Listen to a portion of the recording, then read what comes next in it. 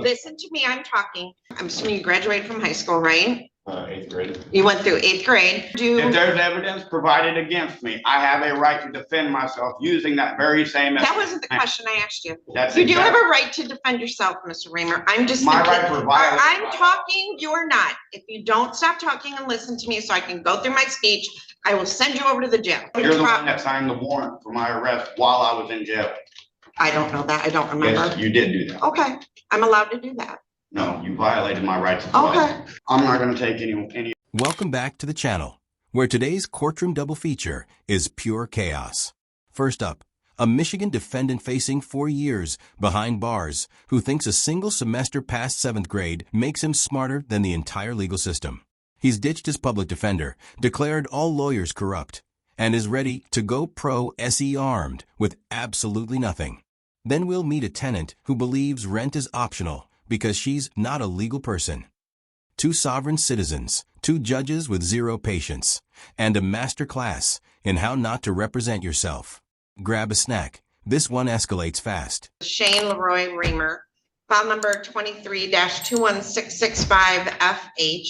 This is the date and time set for a final pretrial conference. Today was the motion deadline for both motions and motion in limines to be heard. Jury instructions were to be provided to the court by April 2nd, along with any proposed voir dire questions.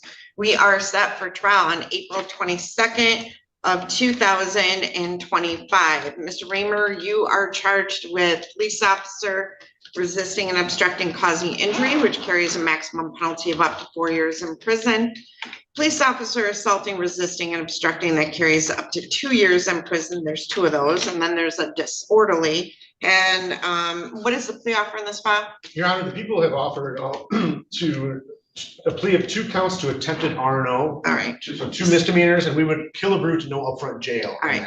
Mr. Raymer, the plea offer in this case was to plead to 2 one-year misdemeanors with no upfront jail, and there'd be like 12 months or so of probation, some minimal fines and costs. Do you understand that? All right. Now, Mr. Raymer, you know, I'm assuming you graduated from high school, right? 8th grade. You went through 8th grade, and this is a felony that could result in you going to prison. Why don't you stand in front of that podium for me? So do you understand an attorney can help guide you through the legal process? Yes, I tried to have, I almost had a public defender.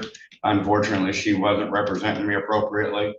I'd asked for another one, but. So I have no authority over who gets appointed. You're appointed an attorney. I understand that, but when they're not representing you appropriately. Okay, I didn't ask that. I'm just saying you have a right to an attorney. I know the attorney you're referring to. She's diligent. She works hard. Maybe you didn't like, I know when I was a public defender, sometimes my clients didn't like what listen to me, I'm talking. My clients didn't like the things that I told them. But, you know, her job isn't to do what you want. Her job is to represent the law. So you understand at this point, you can hire an attorney, or you can go with the public defender and whoever they assign you, or you can go to trial pro per with no law degree, no experience, and risk going to prison. You're going to represent yourself. I'm going to represent I ain't got no choice but to have you provided your jury question, the voir dire questions? Because if you haven't, they're waived. If there's no, they were due. If there's evidence provided against me, I have a right to defend myself using that very same. That wasn't the question I asked you. You do have a right to defend yourself, Mr. Raymer. I'm just my right for violence. I'm talking. You're not. If you don't stop talking and listen to me, so I can go through my speech. Watch how quickly the judge spells out the stakes: felony charges, potential prison time, and a generous plea deal. Any rational person would take counsel. Instead, Mr. Raymer doubles down, insisting all local attorneys are corrupt. This is classic sovereign citizen logic. Reject the very system that might save you, then complain when it doesn't bend to your will. Judges aren't there to give free legal coaching. They enforce the law. Viewers, would you risk 4 years just to win an argument? Drop your answer below, because this is courtroom brinkmanship at its finest and dumbest. You have not filed any motions. Jury instructions were due and voir dire questions were due. You have not provided those. We gave you a copy of this. So do you understand what I've received is what will be used? Yes or no? I will be allowed to ask my questions. What question? When I'm cross-examining, I will get my. I'm talking about juror question. I'm talking about jury instructions and voir dire questions. You understand now? You I don't didn't have- follow, listen, I know, but you waived that because you have not provided them. Do you understand that? You understand that? No, I don't. I don't Okay. understand that. I didn't understand that. Okay, well, I That's why- can't advise you of the law because I'm not an attorney, I'm a judge. No, but So- you're looking at the case and you've been presiding over my case for 3 years now. I know, it's fine. You're the one- gonna go to You're the one trial. that signed the warrant for my arrest while I was in jail. I don't know that, I don't Yes, remember. you did do that. Okay, I'm allowed to do that. No, you violated my rights as well. Okay, well, you have options. You can file a complaint with the JTC if you'd like. So are you prepared to go to trial? Absolutely. Have you provided your witness list? I haven't yet, but I will. Okay, that was due. My witness list was provided when,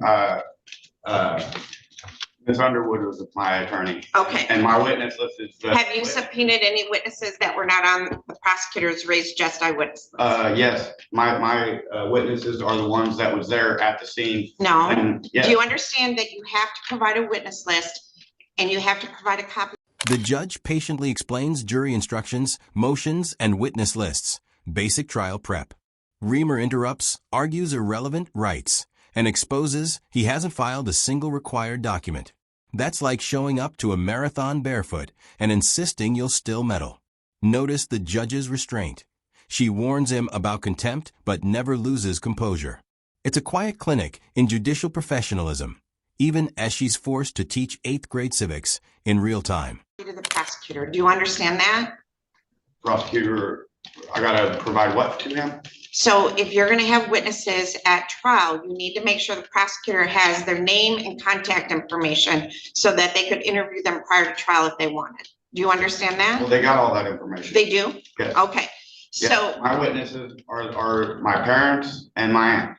okay, I don't know, are those on, if they're not on the people's witness, Curtis, I'm not Penny, sure. okay. and Rose. If you haven't provided a witness list and they're not on the people's list, you understand you won't be able to call them.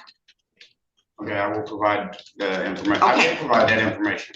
Yeah. I'm just telling you. So you need to make sure that there's a witness list in the file that was provided to the people. So I gotta re-provide it. I don't know. Go back and look at what I'll witness just- list I'll has just been do that filed, next week. their name, their contact information. And then any subpoenas you have to do, if you have to subpoena anybody to be present, you need to get those filed this week. And then the court signs them and then you serve those people with those. Yeah. Do you understand? Now, do you understand when we go to trial, a lot of times some of the questions you ask or he asks may be objected to, and it's not personal, it's just, we have to follow the law. Yeah. Okay, I'm allowed to object too, though, right? huh? I'm allowed to object too. You are, and then you have to provide the basis for that objection. Yeah. Okay, so you need to understand your objections. So you might want to do some research to understand. I've been doing. Good, good. You sure you don't want a public defender for trial? Huh? You sure you don't want an attorney for trial? I'm not gonna take any of the attorneys. Now he casually announces his witnesses: Mom, Dad, and Auntie. Sweet, but useless. Unless they physically saw the incident, relatives can't magically erase a resisting arrest charge. And because he never filed the witness list properly, they might not testify at all. This is the courtroom equivalent of forgetting your homework and blaming the teacher. He's practically speed running a conviction while the judge keeps giving lifelines he refuses to grab. You have the plaintiff. Ms. Battle, please hit *6, unmute your device and state. Hello? Hello? Please state. It's Denise Battle on a special appearance for the record to contest the jurisdiction and the facts before this court. Yep. All right. Well, Ms. Battle, I'll tell you that this matter is appropriately in the correct court. The court does have jurisdiction. We'll be And proceeding. it's based on what? What is on the record that is based on that the court has jurisdiction? The fact that this is a case that is within the jurisdiction of the Township of Ypsilanti, and if you have issues related to any contracts, that would be within this jurisdiction as well. So all of that is within the jurisdiction of this court. So you're saying that the contract is in jurisdiction of the court? That is what I just said, ma'am. All right, and the contract has been rescinded. So how is the contract in the jurisdiction of the court if it's invalid? individual gets to rescind a contract on their own. That's What are you talking about? I have the right to I'm rescind a not gonna contract argue with you, by Ms. right of common law. Ms. That Battle. doesn't involve court. Ma'am, you need to stop talking or you're gonna get held in contempt of court. Mr. Fantier, have you had a chance to talk to Ms. Battle? I talked to Ms. You're breaking up. I can't hear you. Mr. Fantera, do you need to speak with her or are we ready to? If you want me to speak to her, I'll speak to her. You know, I mean, she talks about rescinding the contract. Does that mean she's moving out? I'm sorry, you're breaking up. Are you moving out? Are you moving out? No. Why would I have to move out? Because if you rescind a contract, you're okay, fine. Your Honor, I think we just, let's set this for trial. Okay. One moment. This case has also been in the, it's in the circuit court. A petition filed for an injunction. I did serve you all. It is set on the 30th. Yes, ma'am, I heard. We're aware. Okay. And once again, I do not submit to the jurisdiction of the court. The contract is rescinded. So how can the And I am contract, not a legal person.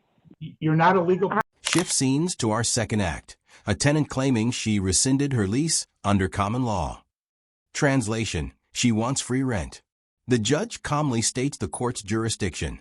She counters with word salad about not being a legal person. You can almost hear the plaintiff's brain short circuit. Landlord-tenant law is clear. If you sign a lease, you pay rent or move out. There's no magic phrase that turns an apartment into a free Airbnb. Legal person. I'm not a legal entity. No, I am not. And you have to prove that on the record. Stop talking. actually, I don't. I'm sorry. Can I ask Ms. Battle a question, Your Honor, real quick? Sure. So Ms. Battle, so you can live there forever without paying rent because you're not a legal person? That's not what I'm saying, but the contract itself is invalid. I'm saying that you don't have any personal or subject matter jurisdiction over me. Over an invalid contract, no. And over me not having a legal capacity to be sued, yes. So if that's how you want to take it, then that's how you have to take it. But that's what's lawful, and that's what's written in the law. Let me just tell you, I think you're wrong on both counts. I would expect that we would. It's okay for you to think that I'm wrong, but the facts still align with what I'm saying. Okay, Your Honor, I think we should have a trial.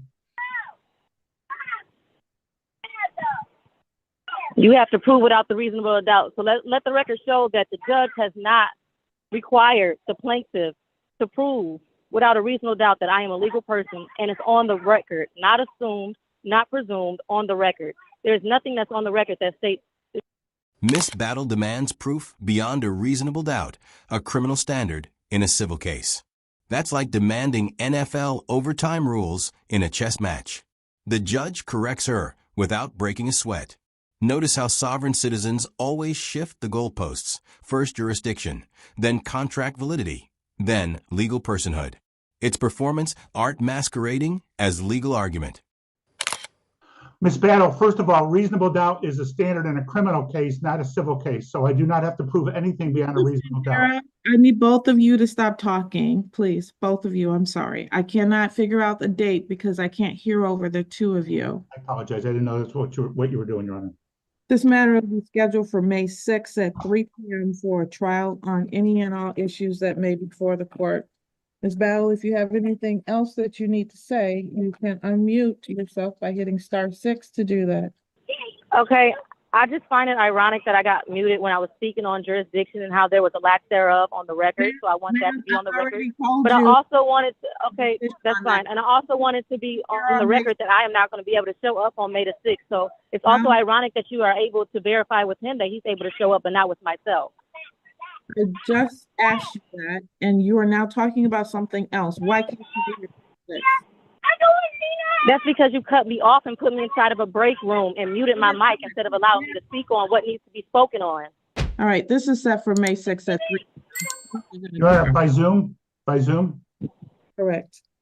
All right. Thank you, Your Honor.